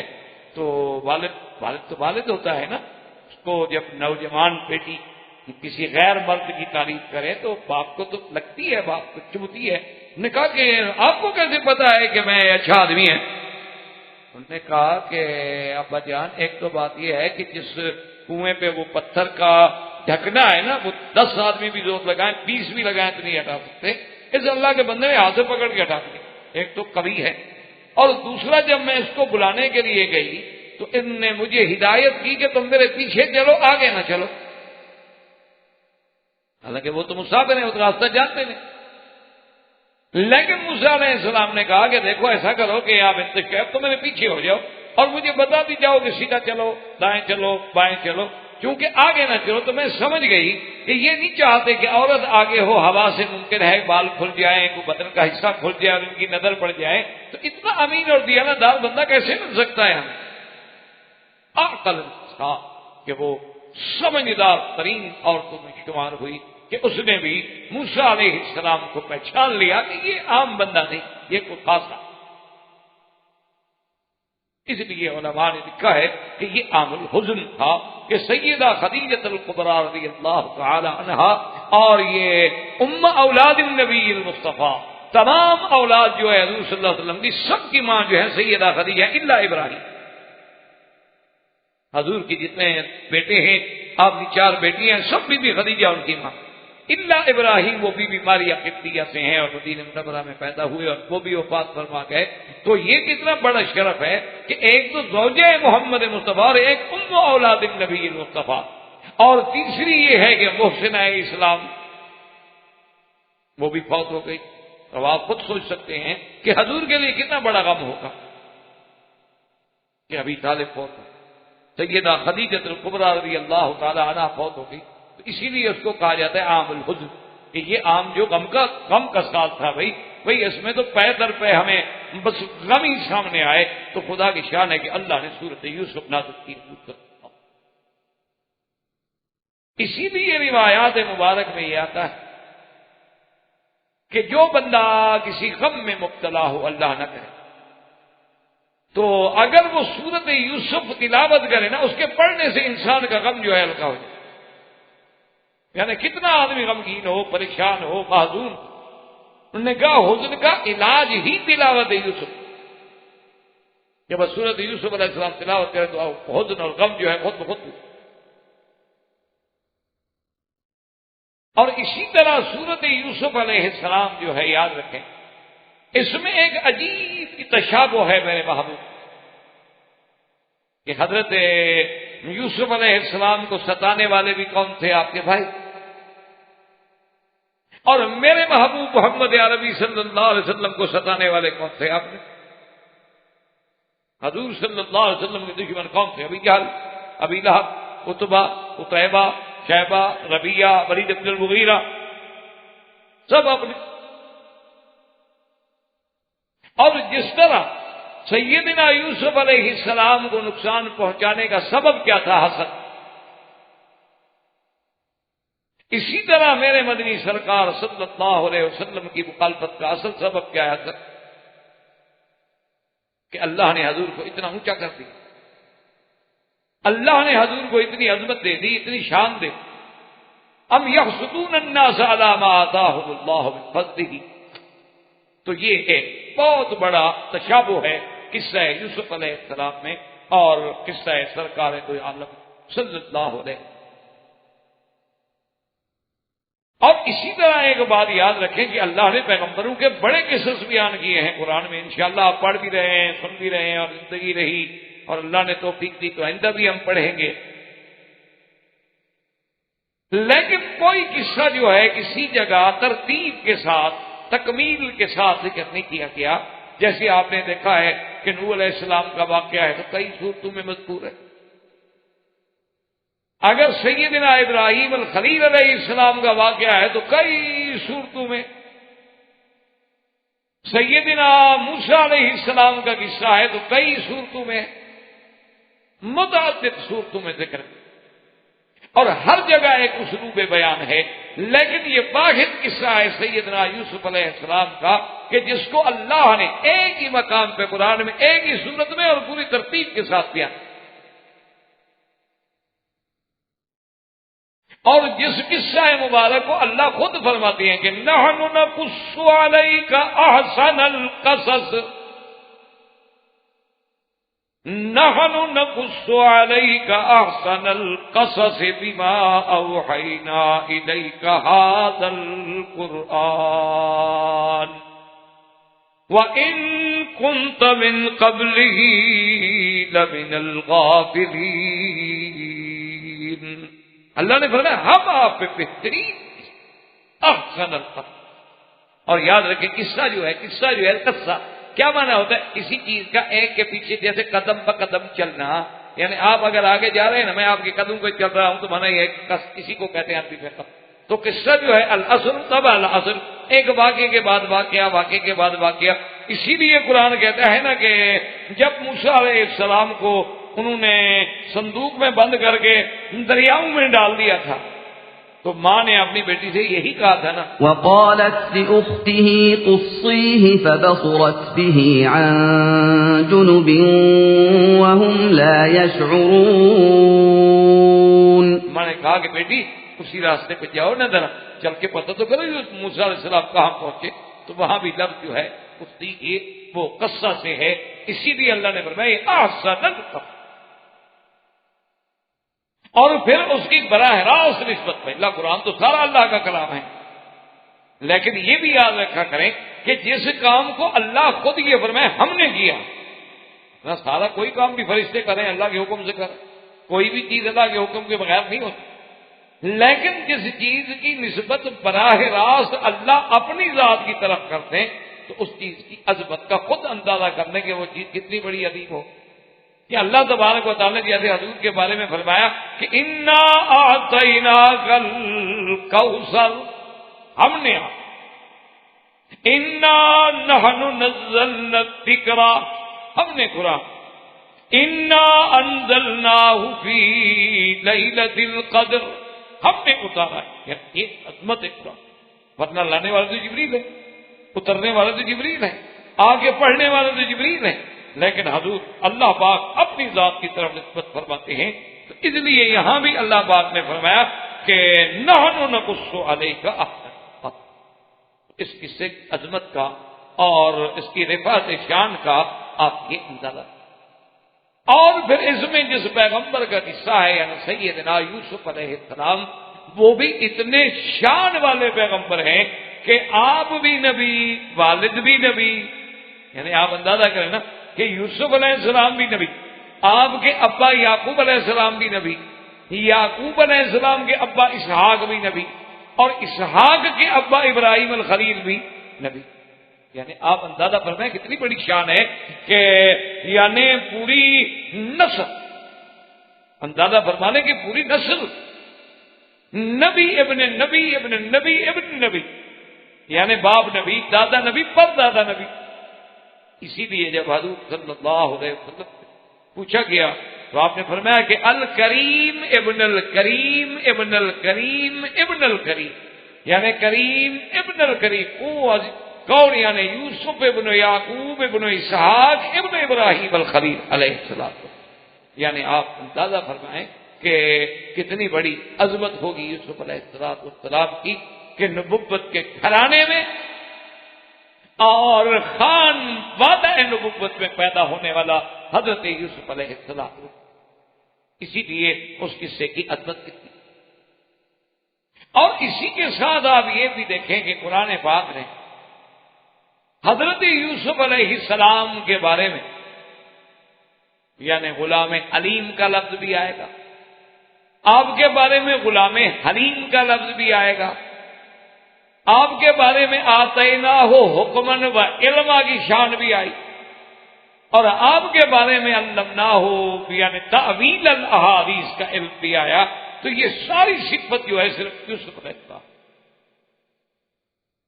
اور اسی طرح یہ بھی یاد رکھ لیں کہ یوسف علیہ السلام جو ہے یعنی جن کے بارے میں معراج کی رات سرکار دو عالم صلی اللہ علیہ وسلم سے ملاقات ہوئی، اور آپ نے فرمایا کہ یوسف علیہ السلام جو ہے اللہ نے اس کو شطر الحسن، یعنی جو اللہ نے حسن و جمال پیدا کیا ہے اس کی مثال سمجھ لو کہ اگر اس کو تقسیم کیا جائے تو آدھا حسن و جمال تو اللہ نے ساری مخلوق کو دیا، یعنی ساری مخلوق کو، انسانوں کو، حیوانات، پرند چرند، ہر چیز دیکھا کیسے کیسے پرندے خوبصورت ہوتے ہیں، آدمی دیکھتا رہ جاتا ہے۔ اللہ نے آدھا حسن تو ساری کائنات میں تقسیم کر دیا، اور آدھا جو ہے وہ سارا جو ہے وہ سارے کا سارا یوسف علیہ السلام کو عطا فرما دیا۔ اب ان کے حسن و جمال کا خود اندازہ کریں کہ جن کو اللہ نے شطر الحسن یعنی آدھا حسن عطا فرمایا ہو، ان کے جمال کا کیا عالم۔ اسی لیے اور اسی سے کہ علماء نے ایک عجیب بات لکھی ہے، انہوں نے فرمایا کہ جب یوسف اتنا خوبصورت ہے، اتنا جمال ہے، اتنا کمال ہے، تو یوسف کے پیدا کرنے والا کا جمال کیا، یعنی اس خالق کے حقیقی کا، خالق کے یوسف علیہ السلام کا جمال کیا۔ تو اس صورت مبارکہ میں اللہ تبارک و تعالی نے سیدنا یوسف علیہ السلام کے بارے میں اس کا جو ہے ذکر کر۔ اچھا، اسی کے ساتھ ایک بات اور یاد رکھ لیں کہ قرآن کی صورتوں میں یا قرآن کے قصص الانبیاء ایک وہ چیز ہوتی ہے جس کو کہا جاتا ہے علماء کی اصطلاح میں عمود الصورت یا عمود القصہ۔ عمود کا کیا معنی؟ عمود اصل میں کہتے ہیں آپ یوں سمجھ لیں وہ ستون، جیسے آپ نے تو الحمدللہ دیکھا ہے نا مینار عرفات میں خیمے لگاتے ہیں، ایک تو یوں رسیاں ایک درمیان میں ہوتی ہے لکڑی جو خیمے بالکل عین سینٹر میں ہوتی ہے، تو یہ عمود ہوتا ہے، تو اسی پہ خیمہ کھڑا ہے، وہ نکال دو خیمہ کٹ جائے گا۔ تو معنی یہ ہوتا ہے کہ اصل تو ہر قصے میں ہر صورت میں کوئی نہ کوئی عمود ہوتا ہے، اس کی ایک آسان مثال میں نے عرض کر دوں تاکہ آپ کے لیے سمجھنا جو ہے وہ آسان ہو جائے کہ جیسے موسیٰ علیہ السلام میں قصہ جب آپ پڑھیں گے نا، عمود جو ہے نا اس میں عصا، کہ ہر واقعے میں اس عصائے موسیٰ کا ذکر آئے گا۔ کیا مطلب؟ اصل یہ ہے کہ بھئی جب نبوت کا ملنے کا وقت آیا عصا، معجزہ ملا تو عصا، پھینکو اور سانپ بن جائے، فرعون کا مقابلہ ہوا عصا، دریا سے گزرنے لگے تو عصا، پانی کی ضرورت پڑی پتھر پہ مارو تو ہر جگہ عمود جو ہے وہ عصا ہے۔ اور یوسف علیہ السلام کے قصے میں خدا کی شان ہے، عمود جو ہے وہ آپ کا قمیص ہے، کہ قصے کی ابتدا میں بھی اور انتہا میں بھی حضرت یوسف علیہ السلام کا قمیص ہی ایک مسئلہ ہے۔ اچھا، خدا کی شان ہے، مفسرین نے لکھا کہ بچپن میں بھی ایسا تھا، یعنی ابھی آپ چھوٹے سے تھے، 2-3 سال کی عمر تھی، تو آپ کی خالہ جو تھی نا، اچھا اب یوسف علیہ السلام جیسا بچہ ہو، بچہ تو لوگوں کا بھی آدمی کو پیارا لگتا ہے، کسی کا بچہ ہو، آدمی کسی کا بچے کو دیکھے نا تو خدا کی قدرت ہے، اللہ پاک نے ایسی شفقت دل میں رکھی ہوتی ہے کہ آدمی کو خود بخود پیار آتا ہے، حالانکہ پتہ نہیں ہوتا کہ وہ کون ہے بچہ، کہاں کا ہے۔ اور یوسف علیہ السلام جیسا بچہ ہو تو خالہ لے گئی اپنے گھر میں، اور یعقوب علیہ السلام نے حکم بھیجا کہ بھئی یوسف علیہ السلام کو واپس لے آؤ، اور خالہ کہے میں دیتی نہیں، بھئی خالہ بھی تو ماں ہوتی ہے، مجھے بھی تو حق ہے۔ انہوں نے کہا چلو 1 دن 2 دن 3 دن 4 دن 1 ہفتہ بھی، یہ تو نہیں کہ تم یوسف علیہ السلام کو لے جاؤ۔ انہوں نے کہا حضرت مہربانی کریں، میں اس بچے کے بغیر اب رہ نہیں سکتی۔ انہوں نے کہا اللہ کی بندی، تو ہم بھی تو نہیں رہ سکتے نا یوسف کے بغیر۔ تو انہوں نے کہا ہے کہ وہ بی بی صاحبہ نے کیا کیا کہ ایک قمیض جو تھا نا جی، ایک قمیض کو لپیٹ کے، اور بڑا اگر ریشمی قمیض ہو نا جی تو بڑی معمولی سی بات ہے، اتنا سا بن جائے گا۔ یہ تو آپ کے ہاں کسی زمانے میں معروف ہوتا تھا کہ ڈھاکہ کی ململ کا پورا تھان جو ہے نا آدمی جیب میں ڈال دیتا تھا۔ یہ ایک یعنی اللہ عالم مسل تھی، حقیقت تھی، ہم نے دیکھا تو ہے نہیں، لیکن بہرحال یعنی اتنے لوگوں سے سنا ہے کہ وہ جھوٹ نہیں ہو سکتا، کیونکہ جب متواتر لوگ بات کریں۔ اسی طرح آپ دیکھ لیں آج بھی کہ جو خالص ریشم ہے، خالص ریشم کا جو کپڑا ہے یعنی 4-5 میٹر کا، آپ اس کو لپیٹیں گے تو بالکل آپ کی جیب میں آ جائے۔ بہرحال تو کہنے کا مقصد یہ ہے کہ ان بی بی صاحبہ نے کیا کیا کہ ان کے قمیض کو لپیٹ کے ان کے سامان میں کسی جگہ چھپا دیا، اور بچے کو حضرت یعقوب علیہ السلام کے پاس بھیج دیا، اور کچھ دیر کے بعد یا دوسرے دن آئی کہنے لگی ہمارا ایک قمیص نہیں ہے۔ معلوم ہوتا ہے کہ بچہ لے آیا، انہوں نے کہا 2-3 سال 4 سال کا بچہ ہے، وہ کیا کرے گا؟ انہوں نے کہا تو کہاں گیا؟ مقصد یہ تھا کہ میری چوری اگر مل جائے تو پھر وہ تو بندہ میں لے جاؤں گی نا، وہ تو میرے پاس رہے گا نا چور۔ تو وہاں بھی جو قصے کا مسئلہ بنا وہ بھی قمیص بنا یوسف علیہ السلام کے لیے مسئلہ، اور جناب وہ آئے تو قمیص مل گیا۔ تو یوسف علیہ السلام نے، حضرت یعقوب علیہ السلام نے فرمایا یوسف علیہ السلام کی خالہ سے کہ بھئی یہ 4 سال کا چور تو بڑا سمجھدار ہے کہ اتنی اچھی طرح اس نے لپیٹا اور پھر ان کپڑوں میں اس کو بڑا محفوظ طریقے سے باندھا، یہ تو بڑا آدمی بھی نہیں باندھ سکتا، خدا کی بندی سچی بات کرو۔ اس نے کہا سچی بات یہ ہے کہ میں یوسف کو لینا چاہتا، میں نے بہانا بنا۔ تو عمود قصہ جو ہے وہ دامان یعنی یوسف علیہ السلام ہے، جس کا ذکر آپ کو ابتدائے صورت میں بھی اور انتہائی صورت میں بھی انشاءاللہ اللہ کو منظور ہے تو ملے۔ اور اسی طرح اب ابتدائے صورت جو ہے وہ بھی اللہ تبارک و تعالیٰ نے یعنی حروف مقطعات، یہ بھی اللہ کی حکمت، لیکن حروف مقطعات کوئی ہر صورت میں تو نہیں ہوتے، جیسے سورۃ القحف عظیم سورت ہے، لیکن الحمدللہ الذی انزل علی عبدہ الکتاب، بس تقریر اذا الشمس کورت اذا السماء انشقت اذا السماء انفطرت عما يتساءلون عبس وتولى ان جاءه الاعمى، کوئی حروف نہیں۔ لیکن بعض صورتیں ایسی ہیں کہ جن کے اندر حروف مقطعات، جیسے مثلا سورۃ البقرہ میں ہے الف لام میم، اسی طرح جیسے حامیم یا حامیم عین سین کاف، تو حروف مقطعات بھی تو ایک عجیب چیز ہے نا، ایک ایسا راز ہے جو آج تک نہیں کھل سکا۔ تو قصہ یوسف کی مناسبت سے اللہ کی شان ہے کہ اس سورت کی ابتدا جو ہے وہ بھی حروف مقطعات سے ہے کہ الف لام را، یہاں بھی 3 حروف کا ذکر ہے، الف لام اور را کا۔ بہرحال اس میں راجح قول تو یہی ہے کہ اللہ اعلم بمرادہ، کہ ان کی حقیقت کو خدا۔ گو بعض لوگوں نے لکھے ہیں اسباب کے الف سے اللہ مراد ہے، لام سے جبریل مراد ہے، اور را سے قرآن مراد ہے، لیکن بہرحال یہ باتیں کمزور ہیں، یہ باتیں کبھی نہیں ہیں۔ سیدھی بات یہی ہے کہ بھئی ایسے حروف ہیں کہ جن کے معانی اللہ تبارک و تعالی ہی جانتے ہیں، اور اسی میں اللہ کی حکمت ہے کہ اللہ نے اپنے نبی کے لیے ہر چیز تو کھول دی، تو کچھ تو ایسا رہے کہ حضور کا بھی ایمان بالغیب ہو، ایسی چیزیں بھی رکھ دی جائیں جو حضور صلی اللہ علیہ وسلم کو بھی علم نہ دیا گیا۔ اس لیے فرمایا الف لام را تلک آیات الکتاب المبین انا انزلناہ قرآنا عربیا لعلکم تعقلون۔ اللہ نے فرمایا کہ یہ آیات ہیں ایسی کتاب کی جو کتاب واضح ہے، بین ہے، جس میں کوئی خفا نہیں، جس میں کوئی اغلاق نہیں۔ انا انزلناہ قرآنا عربیا لعلکم تعقلون، ہم نے اتارا قرآن کو عربی زبان میں تاکہ تم سمجھ سکو۔ اللہ چاہتے تو سریانی میں اتار دیتے، عبرانی میں اتار دیتے، کسی بھی زبان میں اتار دیتے، لیکن بلد بھی عربی، نبی بھی عربی، قوم بھی عربی، قریش بھی عربی، اللہ نے قرآن بھی عربی میں اتارا تاکہ اس کو سمجھنے کے اندر آسانی ہو جائے۔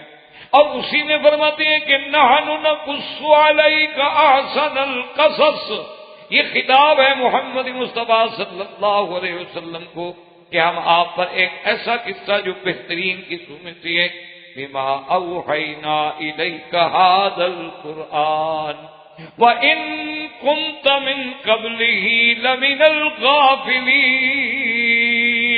قرآن کے آنے سے پہلے آپ اس قصے سے غفلت میں تھے، آپ کے علم میں نہیں تھا، آپ کو پتا نہیں تھا کہ یوسف علیہ السلام کا کیا واقعہ ہے۔ کیوں؟ جب تک قرآن نہیں آیا حضرت کو کیا پتا؟ یہ تو ہزاروں سال پہلے کی بات۔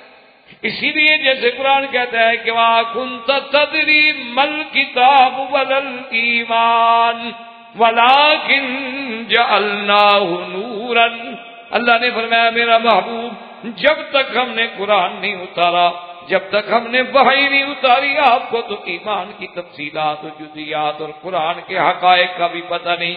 اس لیے فرمایا وَإِن كُنتَ مِن قَبْلِهِ لَمِنَ الْغَافِلِينَ، میرے مدنی صلی اللہ علیہ وسلم اس قرآن کے اترنے سے پہلے، اس سورت کے اترنے سے پہلے، قصہ یوسف کے بیان کرنے سے پہلے آپ غفلت والوں میں تھے، آپ کو پتہ نہیں تھا۔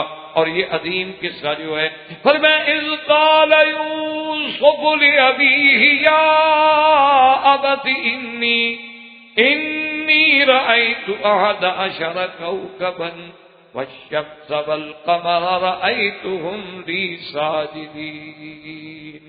اللہ پاک نے قرآن میں فرمایا کہ اس قصے کی ابتدا یوں ہوتی ہے کہ حضرت یوسف علیہ السلام اپنے ابا کی خدمت میں آ کے کہتی ہیں کہ ابا جان، یاد رکھیں رأیت، رؤیت جو ہے وہ بصری بھی ہوتی ہے، اور رؤیت جو ہے وہ علمی بھی ہوتی ہے، رؤیت جو ہے وہ قلبی بھی ہوتی ہے، اور رؤیا جو ہے بے معنی خواب بھی ہوتا ہے۔ یہاں وہی خواب کی بات مراد ہے کہ انی رأیت احد عشر کوکبا والشمس والقمر رأیتهم لی ساجدین، کہ ابا یعقوب علیہ السلام میں نے خواب دیکھا ہے، اور وہ خواب بھی میرا عجیب ہے۔ میں نے دیکھا ہے کہ ستارے جو ہیں 11 ستارے، سورج، چاند، سب مجھے سجدہ کر رہے ہیں، سب میرے آگے جھک رہے ہیں۔ عجیب خواب دیکھا یوسف نے۔ اچھا خدا کی شان دیکھیں، یوسف علیہ السلام کے بھائی بھی 11، اللہ کی شان دیکھیں کہ یوسف علیہ السلام کے بھائی جو ہیں وہ 11 بھائی تھے، لیکن یاد رکھیں کہ جو شقیق بھائی تھے یعنی ایک ماں سے وہ صرف ایک تھے، بنیامین۔ یہ تو حضرت یوسف علیہ السلام کے شقیق ہیں، یعنی والدہ ایک۔ باقی جتنے بھائی تھے ان کے اسماء اللہ نے قرآن میں ذکر نہیں فرمائے۔ بہرحال 11 بھائی تھے، وہ دوسری ماؤں سے تھے، اور یوسف علیہ السلام نے بھی خواب یہ دیکھا کہ آسمان کے تارے ہیں اور ان کا عدد بھی کیا رہا ہے، اور اس کے ساتھ سورج بھی اور چاند بھی، اور میرے آگے جھک رہے ہیں سجدہ۔ خدا کی قدرت ہے۔ اب دیکھیں، یاد رکھیں کہ اللہ نے ستاروں کے بارے میں بھی قرآن پاک میں بڑے مقامات پہ ذکر، اللہ تبارک و تعالیٰ نے ستاروں کی قسم بھی کھائی، جیسے فرمایا وَالنَّجْمِ إِذَا هَوَىٰ، مجھے قسم ہے اس تارے کی جب غروب ہوتا ہے، نجم تارا قسم کھائی۔ اسی طرح اللہ نے قرآن میں فَلَا أُقْسِمُ بِالْخُنَّسِ الْجَوَارِ الْكُنَّسِ، اللہ نے فرمایا مجھے قسم ہے ان ستاروں کی۔ علماء نے لکھا اس سے مراد وہ کواکب خمسہ ہیں جن کو کہا جاتا ہے سیارات متحیرہ، کہ وہ 5 ستارے جو ایسے بھی جاتے ہیں اور پھر الٹا الکنس الجوار الکنس، واپس لوٹانے والے، اللہ نے ان کی بھی قسم۔ اسی طرح ستاروں کے بارے میں اللہ نے قرآن پاک میں یہ بھی فرما دیا وَلَقَدْ زَيَّنَّا السَّمَاءَ الدُّنْيَا بِمَصَابِيحَ، کہ ہم نے آسمان کو زینت پر، ہم نے دیکھو کیسے آسمانوں پہ دیے جلا دیے، اور کہیں فرمایا کہ اِنَّا زَيَّنَّا السَّمَاءَ الدُّنْيَا بِزِينَةٍ الْكَوَاكِبِ، ہم نے آسمان دنیا کو زینت بخشی ہے ان تاروں کے ساتھ۔ اور پھر اللہ نے کہیں ان کی باقاعدہ سیر کا بھی ذکر فرمایا اور بروج کا بھی ذکر فرمایا، وَالسَّمَاءِ ذَاتِ الْبُرُوجِ، جس میں ابراج ہیں، اور اللہ نے ان کے چلنے کا بھی ذکر فرمایا کہ کُلٌّ فِي فَلَكٍ يَسْبَحُونَ، یہ سب اپنے مدار فلک میں تیرتے ہیں۔ تو اس لیے ہمیشہ اور ابراہیم علیہ السلام کے قصے میں آپ پڑھ چکے ہیں تاروں پر بحث، تو یہ اللہ کی حکمت ہے۔ لیکن ایک مسئلہ یاد رکھنا کہ اللہ نے فرما دیا ہے کہ تارے جو ہے نا بس ان کے 3 کام ہیں، ان کے چوتھے مسئلے میں پڑھو گے تو پھر کوئی فائدہ نہیں۔ آج دیکھیں نا دنیا اسٹار وار میں لگی ہوئی ہے، تو کیا فائدہ ہوا ہے؟ آپ پڑھے لکھے لوگ ہیں، ہم تو دقیانوسی لوگ ہیں نا بھی، آج یہ چاند میں پہنچ رہے ہیں، پتہ نہیں گوشتری پہ جا رہے ہیں، تارک پہ جا رہے ہیں، جہاں مرضی آ جائیں۔ اچھا اس پہ جتنا پیسہ خرچ کیا ہے اگر وہ پوری دنیا کے غریبوں میں تقسیم کر دیتے، ایک بھی بھیک مانگنے والا نہ ہو، یعنی آپ ٹھنڈے، ہم تو اقتصادیات نہیں جانتے، ہم تو ملا مولوی لوگ ہیں نا۔ لیکن آپ مجھے یہ بتائیں کہ یہ انا پرستی جو ہے کہ ہم خلاؤں میں اسٹیشن بنا رہے ہیں، ہم فضاؤں میں کنٹرول کر رہے ہیں، ہم جناب ستاروں میں پہنچ گئے، یہ پہنچ جاؤ، لاکھ دفعہ پہنچ گئے، جتنا اونچا آدمی گرے گا اتنی ہی چوٹ لگے گی نا، پہنچو جہاں پہنچنا ہے، تو تمہاری ہلاکت وقت بھی تو قریب ہے نا۔ فصل پکے گا تو کٹے گا نا میرا بھائی، جب تک فصل کٹے نہیں، آپ نے گندم کبھی کاٹی ہے؟ اب ان کی فصل پکنے پہ آ گئی ہے، آپ فکر نہ کریں۔ تو بہرحال یعنی آپ اس وقت تک جو یہ دنیا بلائین نہیں بلیارات ڈالر جو ہے خرچ کر چکی ہے چاند پہ پہنچنے پہ، اگر یہ پوری دنیا کے غریبوں کی بہبود میں خرچ کر دیے جاتے، پوری دنیا میں کوئی بندہ بھوکھا نہ مرتا۔ اس لیے قرآن کہتا ہے کہ اس کے 3 کام ہیں، زینت السماء، زینت السماء دنیا، اور اس کو اپنے زینت بنا دی ہے کہ بڑے آدمی تو چاندنی بنا کے اپنے گھروں میں لگا لیتے ہیں، لیکن غریب کیا دیکھے ہوا آ کے میری چاندنی دیکھتے۔ اور دوسرا فائدہ یہ ہے کہ جعلناہا رجوما للشیاطین، شیطانوں کے لیے ہم نے ان کو رجوم بنا دیا ہے۔ اور تیسری چیز کا علامات وبالنجم هم یہتدون، کہ ہم نے بھولے ہوئے بھٹکے ہوئے رات میں صحرا میں جنگلوں میں لوگوں کے لیے ہدایت کا راستہ بنا دیا ہے کہ مشرق مغرب کا تعین کر لیں، اس کے علاوہ اور کسی چکر میں پڑو گے تو تباہی کے علاوہ کچھ بھی نہیں ہو۔ یہ 3 چیزیں، اب پہلے اب جب بھی بحری جہاز سمندروں میں اور صحراؤں میں اب بھی وہی تارے سے ہر کوئی فائدہ اٹھاتا ہے، اسی کے استفادہ حاصل کرتا ہے۔ تو اللہ کی شان یہ ہے کہ یوسف علیہ السلام کا خواب بھی عجیب ہے کہ ایک زمین پہ رہنے والے انسان کے سامنے سورج چاند آگے سجدہ کر رہے ہیں۔ اچھا، اور اس سے ہمیں ایک سبق بھی ملتا ہے کہ اللہ نے اپنے نبیوں کو کتنی عظمت بخشی ہے۔ اللہ نے فرمایا ظالم ہو تم جو سورج چاند کے پجاری ہو وہ تو میرے یوسف کو سجدے کر رہے ہیں، تم نے ان کو خدا بنایا ہوا، تم ان کو سجدہ کرتے ہو، عجیب بات۔ تم سورج کے پجاری بنتے ہو، تم چاند کے پجاری بنتے ہو، وہ تو یوسف علیہ السلام کو سجدہ کر رہے ہیں۔ تو اس لیے یوسف علیہ السلام نے اپنے ابا کے سامنے آ کے یہ بات رکھی کہ ابا جان، میں نے یہ خواب دیکھا ہے کہ 11 تارے ہیں اور سورج ہیں، چاند ہے، اور میں نے دیکھا ہے کہ ساجدین وہ مجھے سجدہ کر۔ اسی سے آپ یہ بات بھی یاد رکھ لیں کہ ایک خواب ہوتا ہے عام آدمی، ایک خواب ہوتا ہے کسی صالح انسان، اور ایک خواب ہوتا ہے اللہ کے نبی کا۔ یاد رکھیں کہ ہر خواب غلط ہو سکتا ہے، لیکن اللہ کے نبی کا خواب کبھی نہیں۔ اللہ کے نبی کا خواب جو ہے، بلکہ اس کا حکم منظرت یہ ہوتی ہے گویا کہ وہ وحی ہے، گویا اللہ کا حکم ہے، یعنی وہ خواب نہیں۔ کیا مانا؟ کسی کا خواب جو ہے وہ حکم نہیں ہوتا۔ مثلا آج آپ کو خواب دکھایا جائے مثلا کہ آپ اپنے بچے کو ذبح کریں، تو یہ تھوڑا ہے کہ آپ ذبح کریں، یہ تو کبھی نہیں ہوتا۔ ابھی 2-3 سال پہلے کی بات ہے، میں نے اخبار میں پڑھا تھا، کراچی کے ساحل سمندر پہ کوئی 15-20 آدمی جو تھے وہ ڈوبے، ان میں سے کچھ کی تو زندہ نکال دیے گئے، کچھ کی لاشیں نکلیں، کچھ کی لاشیں بھی نہ ملی۔ تو بہرحال وہ جب ان کو زندہ نکالا گیا تو انہوں نے کہا کہ اچھے خاصے آدمی ہو، تمہیں کیا ہو گیا بھائی آگے تم نے سمندر؟ انہوں نے کہا جی ہم نے خواب دیکھا تھا، حضرت علی نے ہمیں بلایا تھا، ہم ان کے پاس جا رہے تھے۔ تو انہوں نے سمجھا کہ ہمارا خواب جو ہے وہ بھی اتنا پکا ہے کہ آگے حضرت علی آ جائیں گے اور سمندر سے میں لے جائیں گے۔ ہم نے آگے چھلانگ لگا دی، حضرت علی وقت پہ پہنچے نہیں۔ تو انہوں نے کہا بدبختو، وہ تو کربلا بھی نہیں پہنچے، تمہارے پاس کب پہنچے؟ کربلا پہنچتے تو حضرت حسین شہید نہ ہوتے، وہ تو وہاں بھی نہیں پہنچے۔ تو بہرحال میرے کہنے کا مقصد یہ تھا کہ غیر نبی کا خواب کبھی سچا ہو گیا، کبھی غلط ہو گیا، کبھی اسی طرح ہو گیا، کبھی الٹ ہو گیا۔ یعنی خواب کبھی ایسا بھی ہوتا ہے کہ آپ دیکھتے ہیں کہ ایک آدمی کو موت آ رہی ہے، اللہ اس کی زندگی بڑھا دیتے، بالکل الٹ ہو جاتا جیسے ابراہیم۔ لیکن جو نبی کا خواب ہے وہ وہاں، اس لیے آپ نے حضرت ابراہیم علیہ السلام کے قصے میں پڑھا تھا کہ جب ابراہیم علیہ السلام نے حضرت اسماعیل سے کہا تھا نا کہ میرے بیٹے میں نے خواب دیکھا، انی ارا فی المنام، میں نے خواب دیکھا، کھل کے بات کی، انی اذبحک کا، میں آپ کو ذبح کر رہا ہوں، فانظر ماذا تری، اب آپ دیکھیں غور فرمائیں آپ کا اس میں کیا خیال ہے۔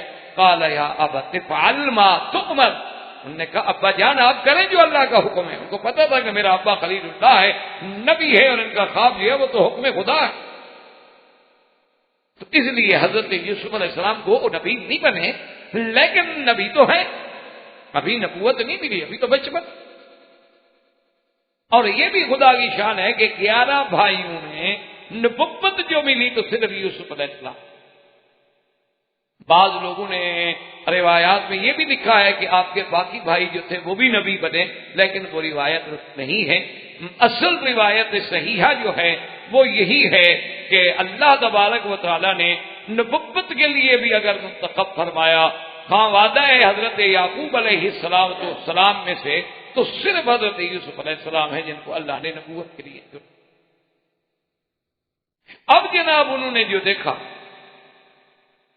کہ آسمان کے تارے ہیں، سورج ہے، چاند ہے، اور مجھے وہ سجدہ کر رہے ہیں، میرے آگے جھک رہے ہیں۔ یاد رکھیں ایک کیفیت، ورنہ بہت سارے لوگوں نے اللہ معاف فرمائے اعداء اسلام نے، مستشرقین نے انہی باتوں پر بھی حملے کیے ہیں۔